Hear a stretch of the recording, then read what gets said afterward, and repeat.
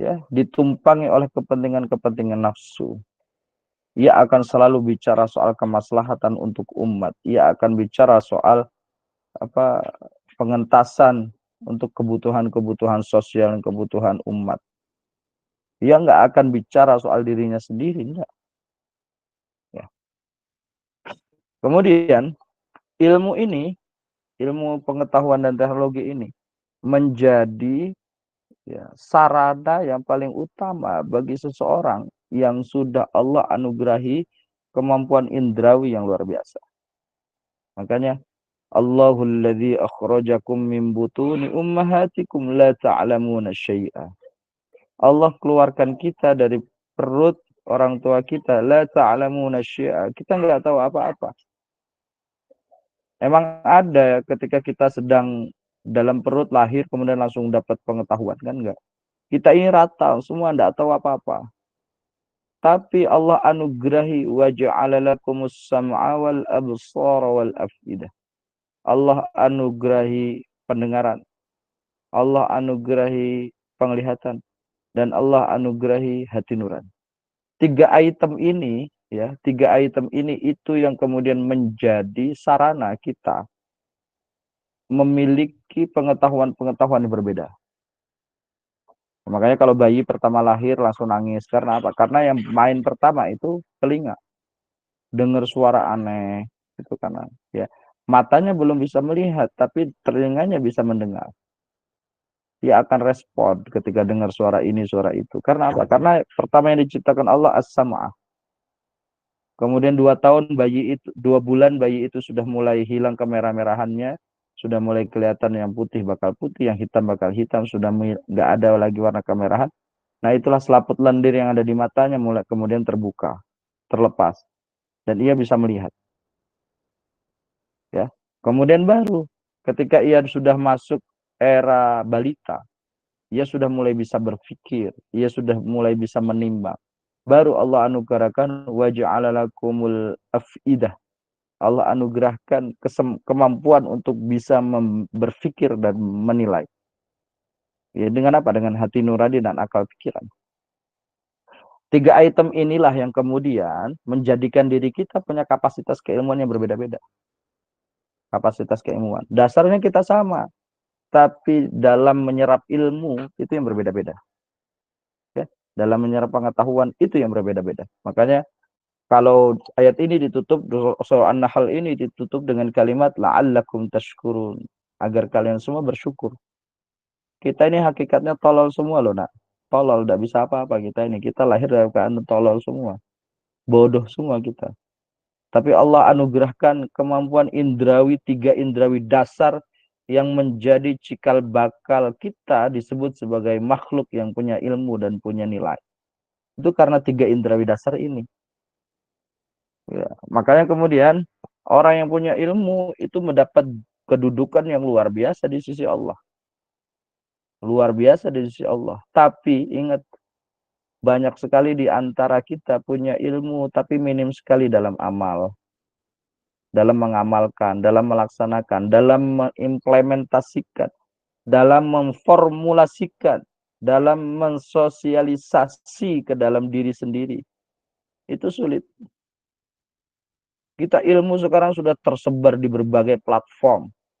Pengetahuan-pengetahuan agama, pengetahuan apapun itu tersebar di berbagai platform. Tapi kenapa minim soal akhlak, minim soal perilaku, minim soal amaliyah? Karena apa? Ya, ya karena memang apa? Karena memang Allah tidak gerakkan kita. Ya, karena memang kita tertutupi oleh nafsu-nafsu syahwat, oleh maksiat-maksiat dan dosa-dosa yang kemudian kita sulit sekali untuk jadi orang yang punya ilmu dan siap untuk mengamalkan. Makanya kata pepatah Arab kan ala ilmu bila amalin kasyajarin bila thamarin.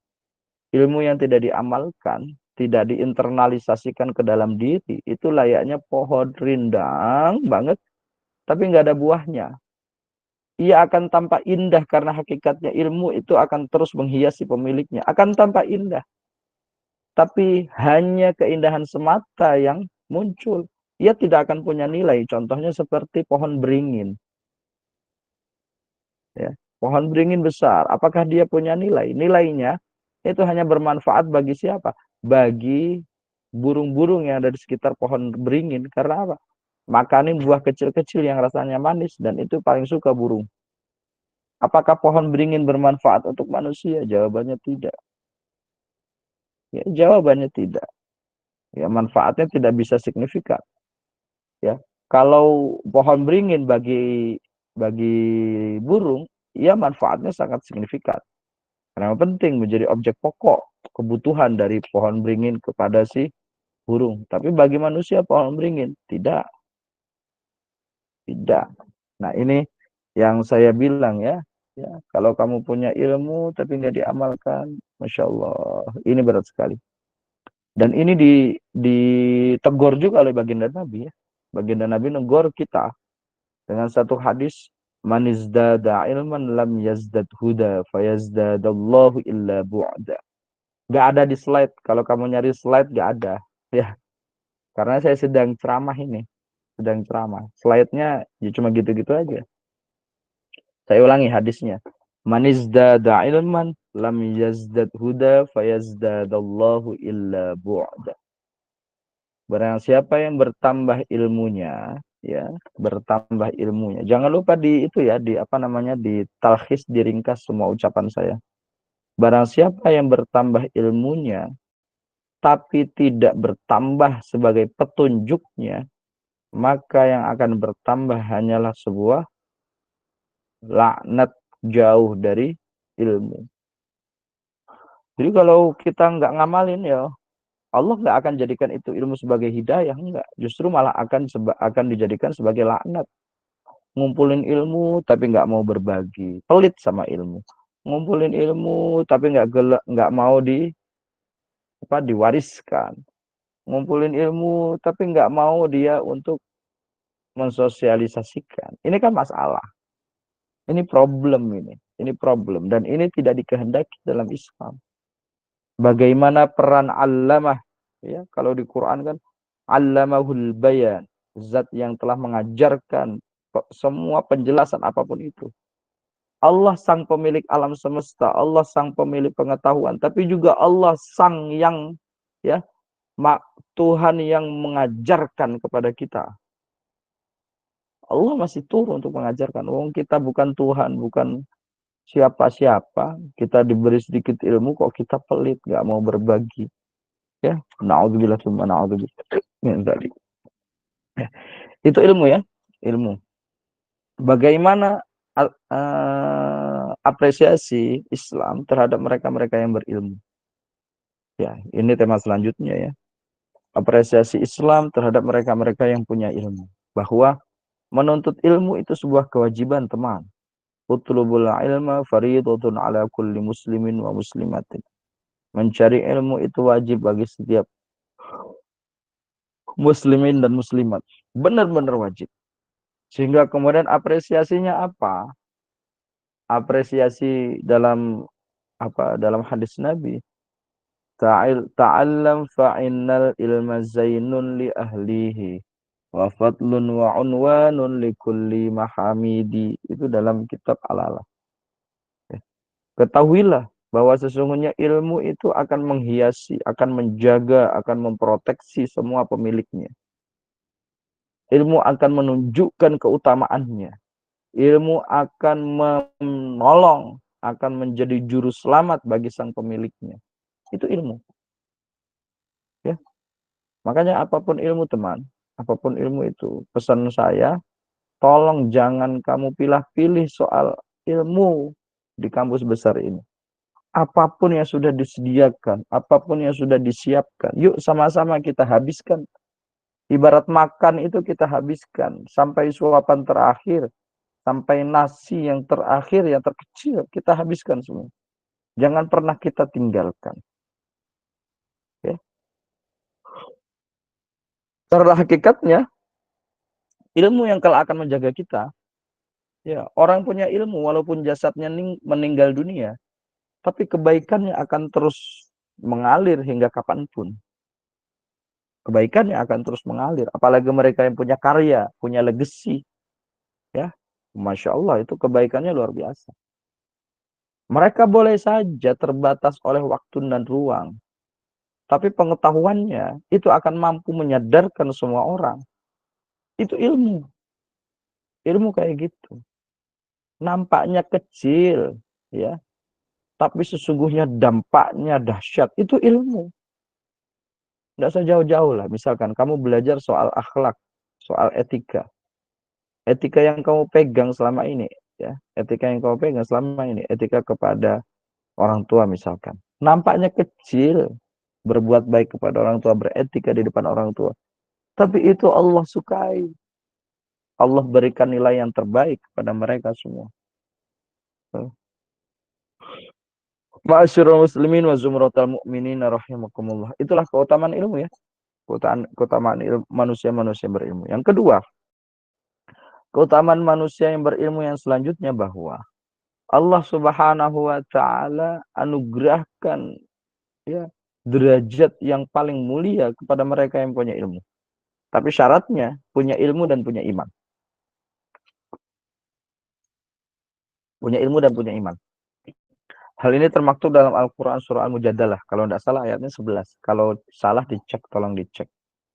Bunyi ayatnya ini. Yarfa'illahu alladhina amanu minkum walladhina utul ilma darajat. Allah Subhanahu wa taala akan angkat angkat di antara kalian orang-orang yang berilmu dan beriman. Ya, beberapa derajat dengan beberapa derajat. Jadi Allah muliakan mereka yang berilmu, ya, dengan syarat dia punya iman. Punya ilmu tanpa iman kita sudah ilustrasikan tadi, atau punya iman tanpa ilmu kita ilustrasikan tadi, telah ilustrasikan. Makanya syarat mutlak kalau kita pengen mendapatkan derajat mulia itu hanya dengan ilmu dan iman. Makanya kemudian apa Baginda Rasul menjelaskan ya, kam darajat baina baina darajatil ula hatta akhir, hatta akhir. Ya, berapa jumlahnya ya? Berapa jumlahnya atau rentan jumlah ya dari satu derajat ke derajat yang lain. Itu kalau kata Nabi bisa ba'ina mi'ah darajah dengan 700.000 derajat atau bisa ba'ina mi'ah saat sanatan atau dengan 700.000 tahun. Itu kalau apa dikonversi dalam bentuk tahun. Jadi satu derajat itu seperti 700 tahun, kok 700.000, 700 tahun. Jadi kalau derajatnya misalkan orang yang berilmu dianugerahi Allah 27 derajat, berarti luar biasa, banyak sekali tahun. Banyak sekali tahun. Tapi memang ya, tapi memang ilmu ini sesuatu yang langka, sesuatu yang sulit untuk digapai. Contohnya gini, ini ada cerita ya. Mungkin kamu pernah dengar ceritanya. Cerita dari kisah Wali Songo. Kisah Wali Songo diperankan oleh Sunan Bonang dan Sunan Kalijogo. Sunan Kalijogo sebelum ia menjadi seorang sunan kekasih Allah, wali penyebar Islam, ya, beliau ialah seorang bandit. Bandit. Kalau kamu kan enggak, kamu kan emang mahasiswa, penuntut ilmu. Ilmu enggak salah dituntut ya. Ilmu enggak salah dituntut, terus ya kamu ini ya, penuntut ilmu. Ya. Sunan Kalijogo ini bandit. Bandit suatu ketika ia sedang membegal seorang agamawan. Agamawan ini kita sebut Sunan Bonang. Sunan Bonang dibegal oleh Sunan Kalijogo yang waktu itu menjadi seorang pemberontak, menjadi seorang begal, ya. Kemudian kata Sunan Bonang, "Hei pemuda, kamu jangan ganggu saya. Kalau kamu pengen harta, pengen emas, tuh ambil di pohon pinang." Jadi Sunan Bonang itu nunjuk pohon pinang. Semua tangkai, semua daun, semua pohon, ya, bahkan sampai bawah-bawah itu semua berisikan emas.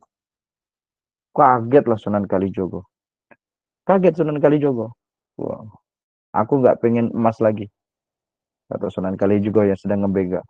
Yang aku inginkan ialah ilmu bagaimana bisa menaklukkan dunia ini, mendatangkan emas sesuai dengan petunjuk jari, kata Sunan Kalijogo. Saya pengen, nggak pengen ilmu, nggak pengen emas yang kamu berikan kepada saya, enggak.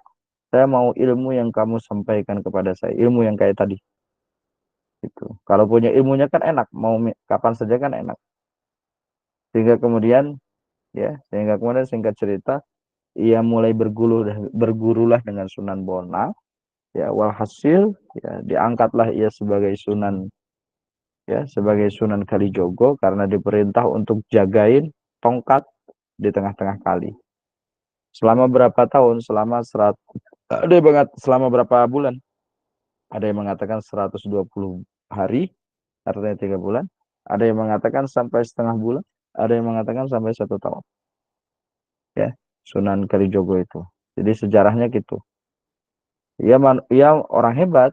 Ia tidak ingin mentahnya, tapi ia ingin ilmu bagaimana mengolah itu menjadi sebuah pengetahuan. Itu Sunan Kalijogo. Nah, jadi keutamaan orang berilmu selanjutnya, ya, yang nomor 3, keutamaan yang selanjutnya, setiap orang berilmu pasti ia akan mulia. Setiap orang berilmu pasti akan mulia. Karena apa? Karena memang orang syarat mutlak, kalau kita pengen dapat ilmu yang manfaat, syarat mutlaknya itu tidak terjerembab di lubang-lubang maksiat. Kalau pengen dapat ilmu manfaat, ya fokus perbaikan diri. Ya fokus perbaikan diri. Jadi kalau kita lihat ya, semakin ilmu itu semakin lama kita pegang, semakin kita hidup dengan gayanya para guru-guru yang punya ilmu, punya nilai, ya otomatis kita akan jadi manusia mulia. Benar, akan jadi manusia mulia karena ilmu. Tapi banyak sekali di antara kita yang menganggap bahwa ilmu itu tidak penting. Sehingga kemudian 20 tahun berikutnya ia akan jadi generasi-generasi yang monoton, generasi yang tidak punya nilai, generasi yang terjerembab dalam lubang-lubang kenistaan. Oke, teman-teman yang berbahagia, itu keutamaan mereka yang punya ilmu. Makanya kemudian Nabi mengajarkan sama kita, ya, man arada dunya fa'alaihi bi'ilm, wa man arada al-akhirah fa'alaihi bi'ilm, wa man aradahuma fa'alaihi bi'ilm. Kata Nabi, kalau kita pengen hidup di dunia bagus, ya, bahagia di dunia, sukses di dunia, alim di dunia, ya, kemudian terpercaya, ya, jadikanlah kamu sebagai orang yang berilmu. Jadikanlah kamu sebagai orang yang berilmu. Ya.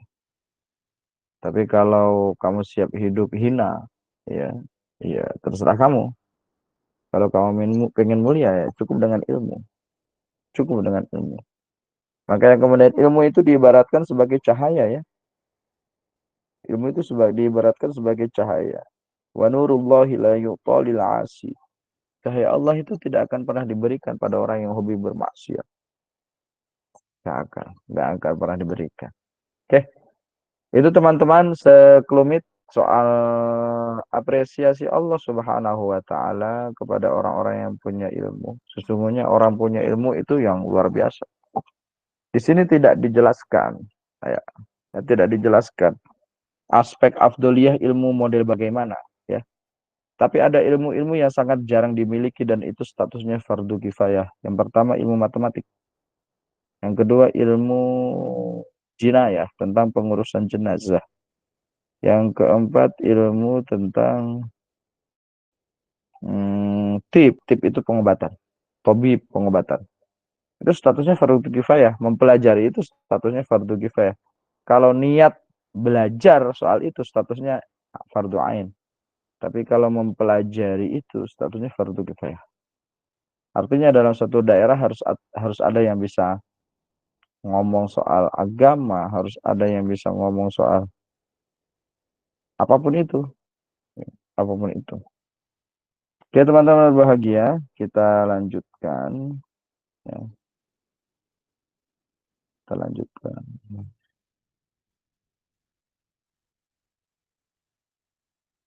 Nah,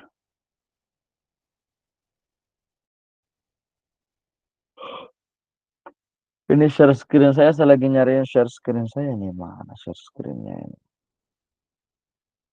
Oke, selanjutnya, ya, selanjutnya, kalau tadi apresiasi Islam terhadap ilmuwan luar biasa nih. Yang selanjutnya, apresiasi Islam terhadap ilmuwan yang selanjutnya bahwa setiap mereka yang punya ilmu, ia akan selalu dijaga oleh ilmu. Grafiknya selalu positif dan signifikan. Itu kalau dia punya ilmu. Tapi kalau dia tidak berilmu, tidak punya nilai, ya, ia tidak akan pernah mulia. Tidak akan pernah mulia. Makanya, makanya yang bisa menjadikan manusia itu mulia hanya ilmu, hanya ilmu. Ya. Selanjutnya, tema yang selanjutnya bahwa ada ilmuwan-ilmuwan muslim dan nilai-nilai kehidupan yang harus kita ikuti bersama. Ada ilmuwan muslim misalkan Al-Ghazali. Al-Ghazali ini ulama yang luar biasa, multifan, multifan.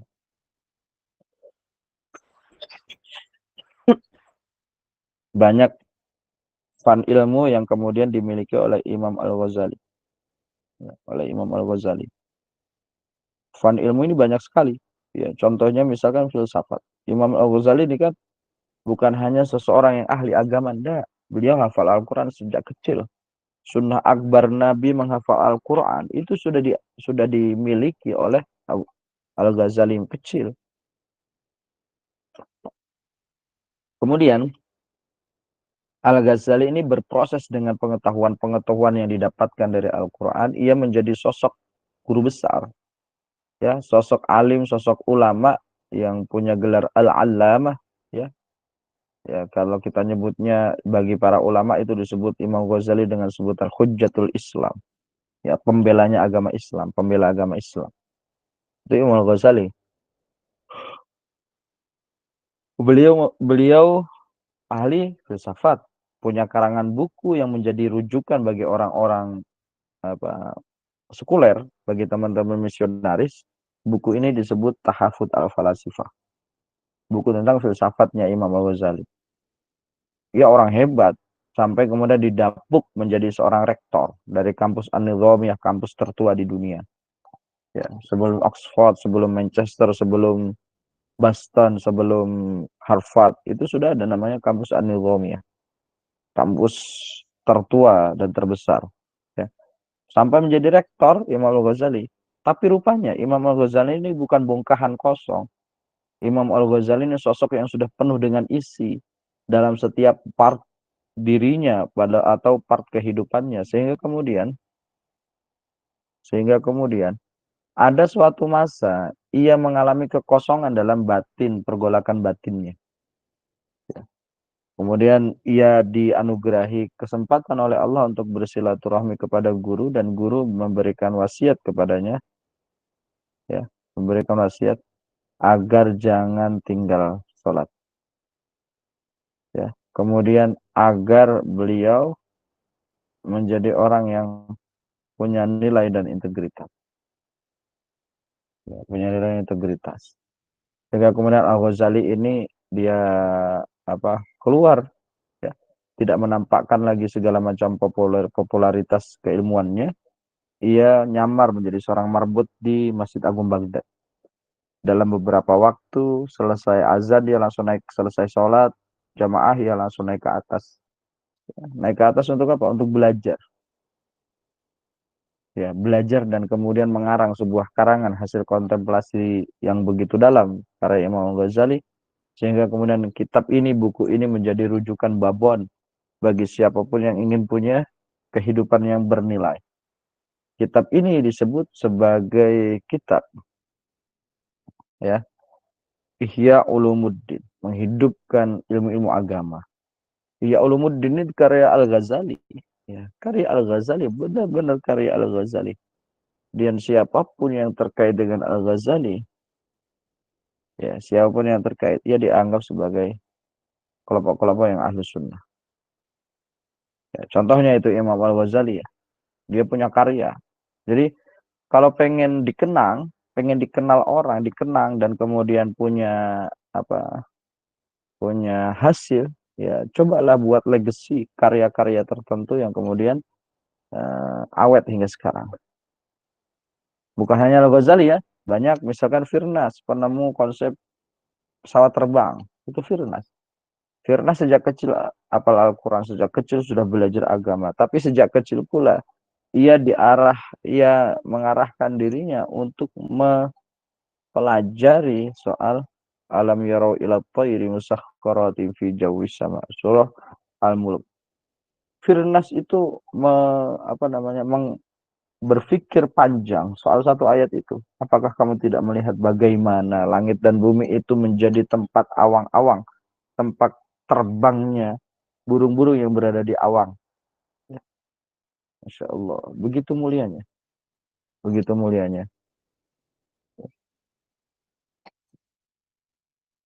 Oke, sehingga kemudian dari satu ayat alam yaro ila tayri musakhkharatin fi jawi sama muncullah konsep pesawat terbang. Misalkan penemu cara hitung cepat yaitu aljabar ada dalam Al-Qur'an.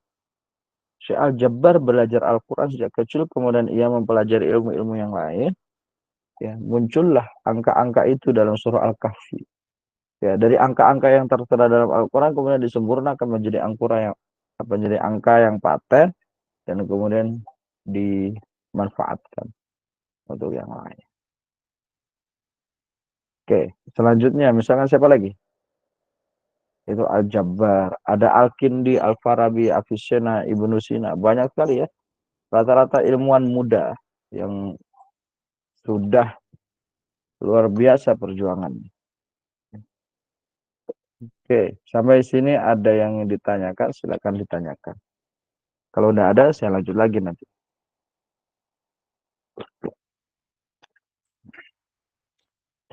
Selanjutnya, yang mau minum silakan minum, ya. Yang mau minum silakan minum. Selanjutnya, ya, apa manfaat ilmu dan teknologi?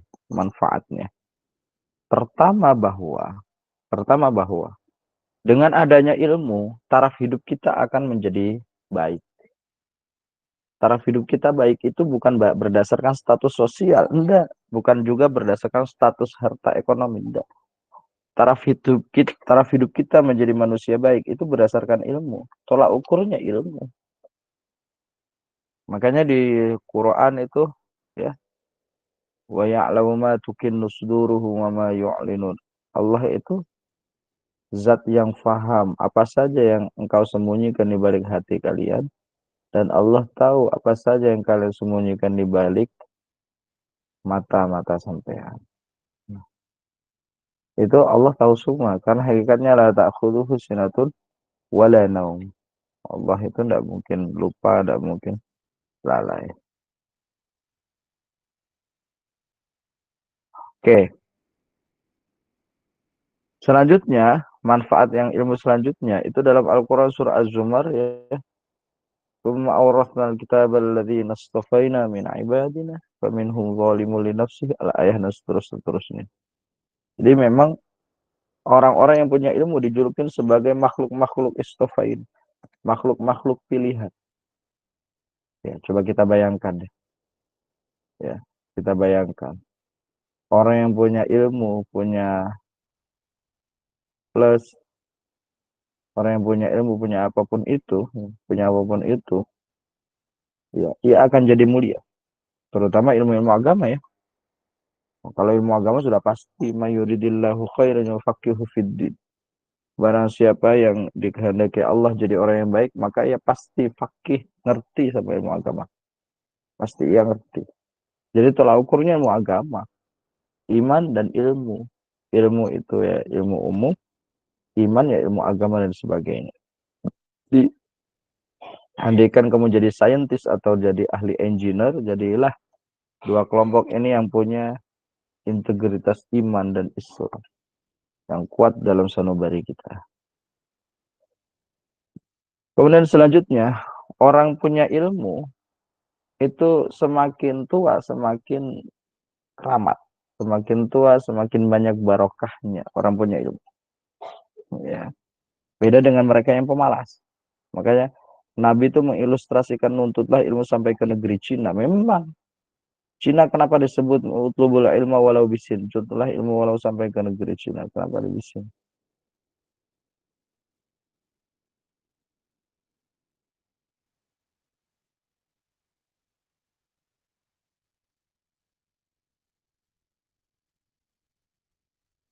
Oke, sampai sini ada yang ditanyakan, silakan. Yang mau ditanyakan. Kalau tidak ada, saya lanjut lagi. Hmm. Sebentar ya, saya buka WA dulu. Ada yang penting.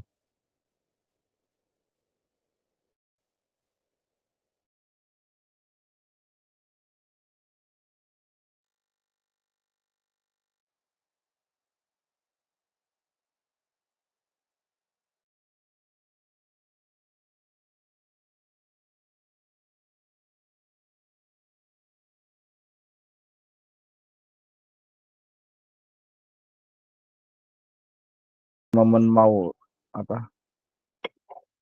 Momennya momen Maulid, jadi banyak yang ngundang.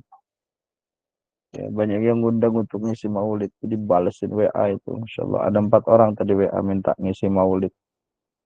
Ya, oke kawan-kawan, selanjutnya kita akan bahas selanjutnya.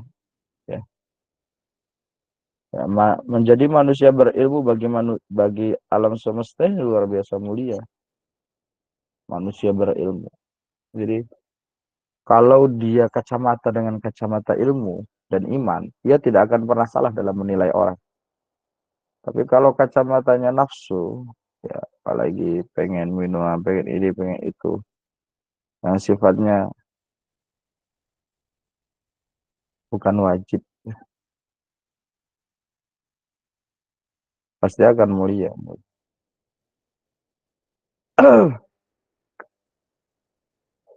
Jadi orang punya ilmu itu akan dijaga. Beda sama kalau kamu punya harta. Semakin banyak harta, ya, semakin kamu punya banyak harta, semakin kamu akan menjaga. Tapi kalau ilmu, yang penting kamu punya ilmu, walaupun tanpa harta, kamu akan ngikut harta dan apa kedudukan maupun popularitas itu akan muncul sendiri, akan ngikut. Karena memang kita butuh ilmu, kita butuh ilmu.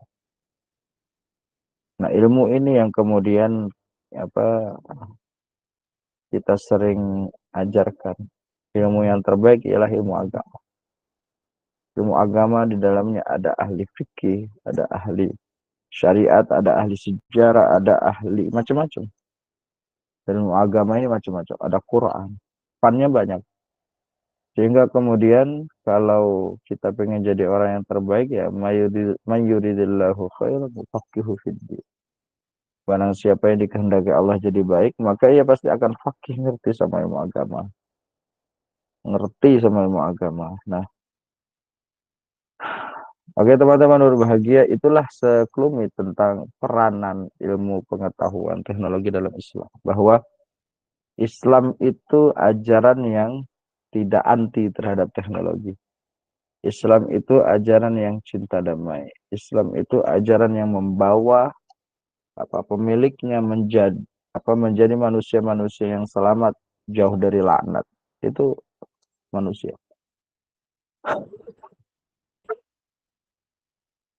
Makanya pertama kali ya, pertama kali yang kita dapatkan ketika kita lahir itu ya ilmu. Ilmu pertama kali ilmu. Kita harus semakin sadar Ya, semakin sadar bahwa era emas 2045 itu tidak akan bisa gapai kalau cuma jadi generasi yang leha-leha. Tidak akan kita bisa gapai. Yuk kita sama-sama gapai, semangat jadi menjadi generasi-generasi yang semangat tumbuhnya luar biasa. Ya. Ma'asyiral muslimin wa zumratal mu'minin rahimakumullah, izin ini nguap terus saya ini. Saya akan coba share absennya ya, biar kamu teman-teman bisa absen. Tolong bersiap ya, tolong bersiap untuk absen. Karena kalau nggak absen saya yang nggak enak. Nah, oke,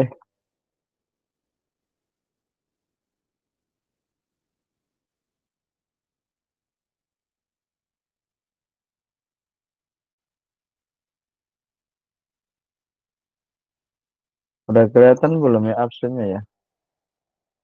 Belum kelihatan. Belum kelihatan, Pak. Belum, Pak. Sebentar, sebentar masih Lola ini. Udah tak cek dari tadi.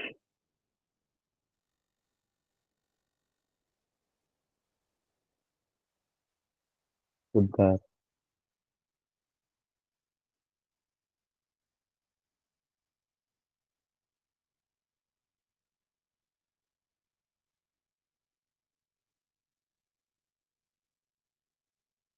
Nggak nampak ya.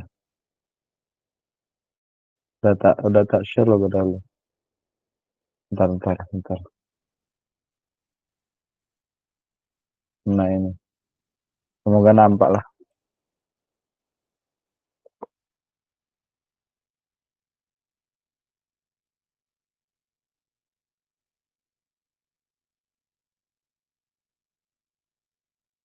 Oke, sudah tampak ya. Sudah, Pak. Silakan absen. Itu saya mulai absen jam 12. Oh, jam 12 enggak lah. Saya mulai absen tadi jam berapa? Ini R berapa ini? R7 ya? Iya. Iya, Pak. Silakan absen tuh.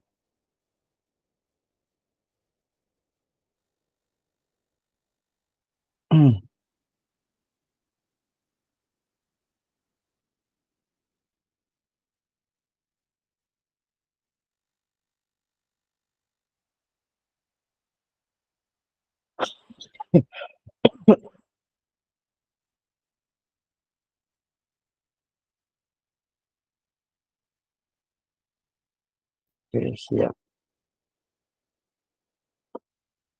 Sudah pada absen?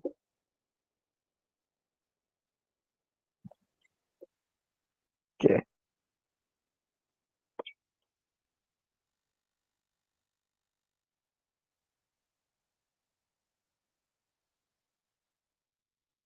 oke, sudah pada absen. R7 sudah pada absen. Sampai sini ada yang ditanyakan? Silakan tanya. Monggo. Sebelum kita masuk ke satu tema terakhir, tidak banyak kok. Satu tema terakhir. Nah, jadi kalau kita punya ilmu itu, ya, ilmu itu akan memudahkan kita untuk menjadi manusia seutuhnya. Ya, kalau ilmu, semakin banyak ilmu, semakin kita amalin, semakin banyak amal jariahnya. Karena orang punya ilmu ini beramal tidak hanya dengan sedekah bentuk uang dalam tanda kutip, tapi juga orang punya ilmu ini sedekahnya itu dengan ilmu.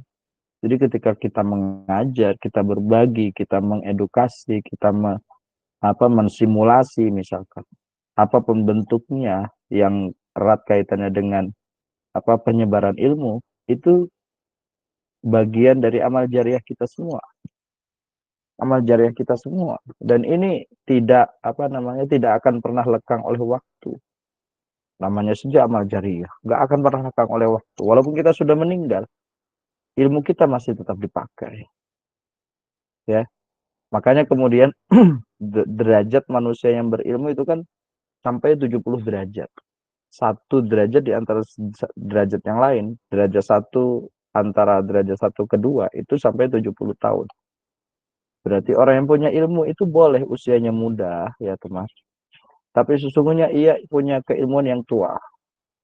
Usianya boleh muda, tapi sesungguhnya ia tua secara keilmuan. Nah ini yang saya bilang sebagai anfa'uhum linnas. Manusia-manusia yang kelak akan punya nilai kemanfaatan bagi manusia yang lain. Nah, itu ya beruntunglah kamu teman ya yang sudah Allah takdirkan untuk menuntut ilmu ya di kampus besar ini. Yuk kita jangan jadi orang yang pilih-pilih terhadap fun-fun ilmu. Apapun ilmu yang berada di depan kita, yuk sama kita makan dan kita habiskan. Ya, kita makan semua, kita lahap semua dan kita habiskan. Tidak boleh pilih-pilih barangkali. Wa asa an tuhibbu syai'an wa huwa khairul lakum wa asa wa huwa syarrul lakum wa asa an takrahu syai'an wa huwa khairul lakum. Itu dalam Al-Qur'an ya. Barangkali yang sesuatu yang baik menurutmu akan dampaknya buruk bagi kamu. Barangkali pula yang buruk nampaknya buruk bagi kamu sesungguhnya baik bagi kamu. Mohon yang tidak punya kepentingan dimatikan.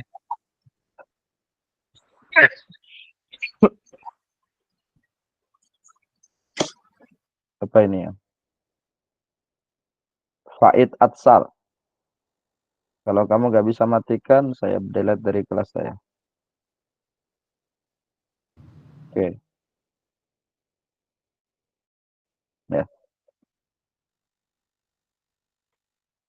Jadi ilmu seperti itu ilmu. Jadi nggak boleh kita pilih-pilih. Apapun itu harus kita makan, harus kita habiskan. Karena kita nggak ada yang tahu 2045 itu akan seperti apa. Nggak hanya cukup dengan satu kompetensi saja, nggak hanya cukup dengan dua kompetensi saja, tidak. Ya, kamu harus punya berbagai macam keterampilan, kemampuan, dan pengetahuan-pengetahuan soal alam dan dunia-dunia yang lain. Kita harus ngerti itu, ya. Karena harapan Indonesia ada di tangan teman-teman semua. 2045 ini teman-teman semua yang akan kelak memimpin negara. Makanya, yuk sama-sama jadikan ilmu itu dengan cara iman dan takwa. Punya ilmu, tapi dengan iman dan takwa.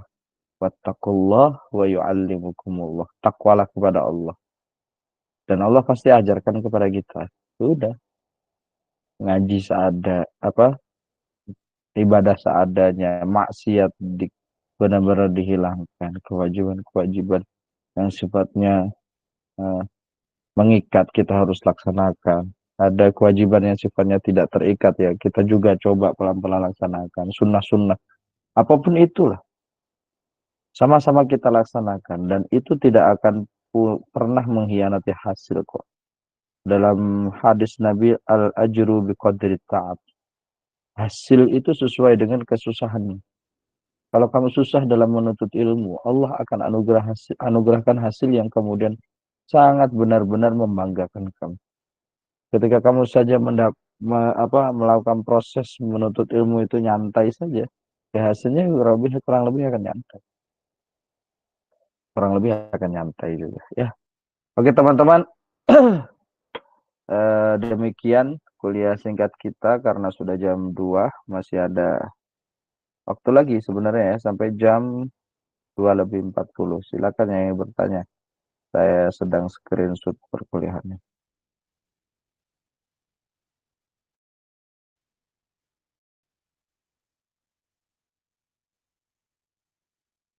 Silakan yang ingin bertanya, monggo. Itu teman kami.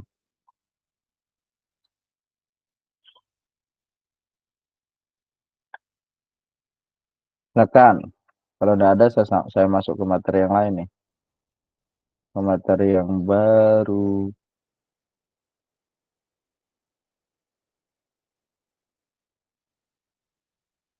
Oke.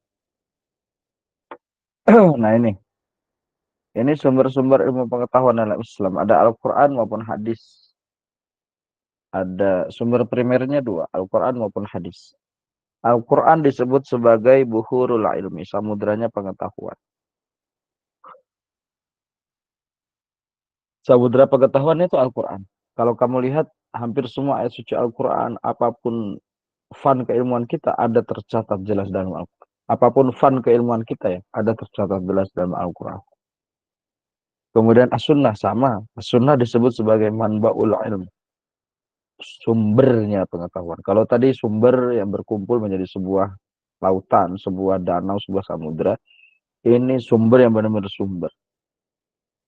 Ya, sumber yang menjadikan kita semua semakin ingat sama Allah, tidak berani neko-neko.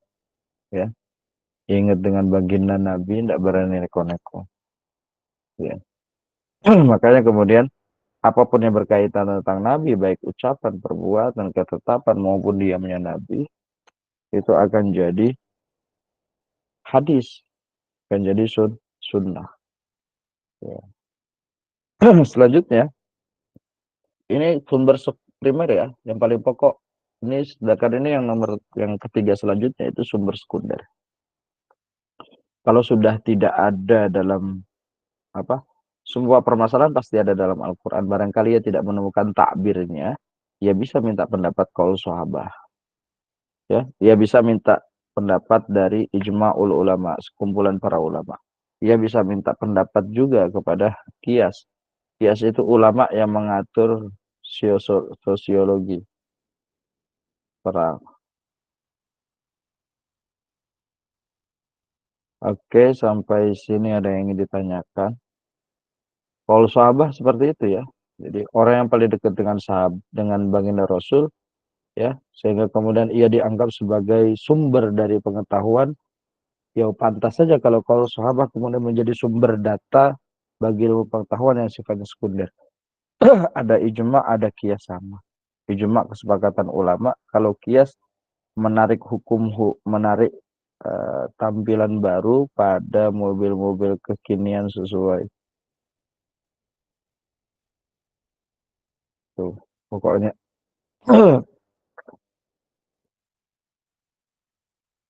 oke teman-teman, ini yang yang harus kita yakini bersama, bahwa dengan ilmu orang akan mulia. Ya. Banyak di antara kita hidup ya dari kalangan bukan kalangan mampu, akan kalangan miskin yang benar-benar kurang semangat juangnya dalam belajar, ya, sehingga mampu mengubah kegelapan menjadi sebuah keadaan yang terang benderang. Bagaimana sebuah keamanan yang terang benderang kemudian menjadi hitam legam. Orang sedang menuntut ilmu di dunia itu layaknya seperti orang sedang menanam pohon. Prosesnya panjang sekali sampai ia berbuah. Nah, kadang pula sudah berbuah, ia akan bosok. Jarang sekali untuk bisa dinikmati. Ya seperti itulah orang yang berilmu. Prosesnya panjang sekali untuk menjadi makhluk mulia. Tapi itu harus kita lakui karena memang ini satu-satu caranya. Kalau kita ingin mulia dengan cepat, ya. Ya, mulia dengan cepat. Usia boleh pendek, tapi kebaikan dan nilai kemuliaannya melebihi dari usia Nabi. Jadi dari usia kita sendiri. Oke teman-teman yang berbahagia, insya Allah malam ini kita akan ngaji bareng lagi di Masjid Raya Tanwir ba'da maghrib. Mohon untuk bersiap-siap. Saya tidak ngundang lagi ya di grup WA. Ya paling hanya broadcastan saja. Silakan hadir ngaji bareng. Ya, kemudian kalau haus ya minum, ambil air minum. Ya, semoga bermanfaat untuk kita semua dan kita tutup dengan doa kafaratul majlis. Subhanakallahumma wa bihamdika asyhadu an la ilaha illa anta astaghfiruka wa atubu ilaik. Janji saya untuk untuk kuis nampaknya di cancel dulu ya karena keadaan saya ini nggak memungkinkan. Sebenarnya saya ini sedang batuk ya, sedang batuk pilek. Ya, tenggorokan rasanya panas sekali, nggak enak ini. Ya, oleh karena itu ya kita akhiri dengan bacaan alhamdulillahirabbil alamin. Mohon maaf atas segala kesalahan, kepada Allah kami mohon ampun yang benar-benar. datang dari Allah, yang salah datang dari saya pribadi. Ya, wallahu muwaffiq ila aqwamit thoriq, hadanallahu ya ajma'in. Assalamualaikum warahmatullahi wabarakatuh. Waalaikumsalam. Waalaikumsalam warahmatullahi Silakan wabarakatuh. teman-teman. Terima kasih, Pak. Terima kasih. Makasih, Pak. Makasih, Pak. Terima kasih, Pak. Pak.